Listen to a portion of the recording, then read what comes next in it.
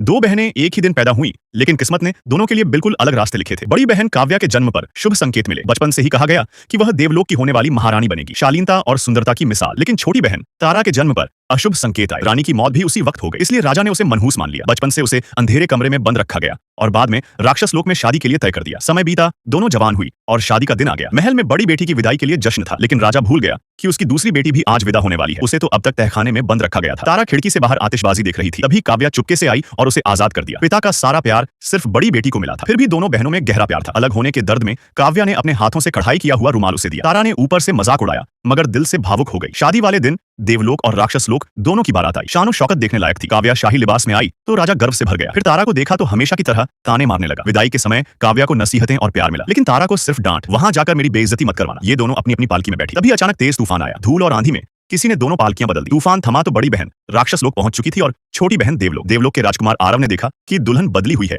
लेकिन उसने कुछ नहीं कहा। दोनों को प्रेम परीक्षा वाले पुल पर ले जाया गया, जहां सिर्फ किस्मत से जुड़े लोग ही सुरक्षित पार कर सकते थे, वरना सीधा खाई में गिरना तय था। तारा डर के मारे चढ़ने को तैयार नहीं थी, लेकिन आरव उसे साथ ले गया। जैसे ही दोनों आगे बढ़े, नीचे रंग बिरंगे फूलों का पुल बन गया और चारों तरफ जोड़े उड़ने लगे। दोनों हैरान रह गए। इसका मतलब था यह रिश्ता ऊपर वाले ने तय किया है। उधर राक्षस लोक में काव्या की शादी जिस राजकुमार से होनी थी, वही अगला राजा बन सकता था। वहां 3 राजकुमार थे और सबसे छोटा वीर सबसे चालाक निकला। ऊपर से लापरवाह दिखता था, लेकिन अंदर ही अंदर राजगद्दी चाहता था। उसने काव्या को अपने जाल में फंसाने के लिए बार बार उसकी मदद की, ताकि वह उस पर भरोसा करे। एक दिन उसने जानबूझकर लड़ाई करवाई और खुद को कमजोर दिखाया। काव्या ने उसकी जान बचाने के चक्कर में एक सैनिक को मार दिया। उसे लगा गलती उसकी है, लेकिन यह सब वीर की चाल थी, ताकि वह खुद को उसका सहारा बना सके। जब काव्या सच बताने जाने लगी, वीर ने उसे बेहोश कर दिया और सारा इल्जाम खुद पर ले लिया। उसे जेल भेज दिया गया। काव्या बेचैन हो उठी, मगर उसे क्या पता था कि जेल में वीर आराम से बैठा दावत उड़ा रहा था। जैसे ही उसे खबर मिली कि काव्या मिलने आ रही है, उसने तुरंत अपने आदमियों से कहा, जल्दी 2-4 मुक्के मारो, हालत असली लगनी चाहिए।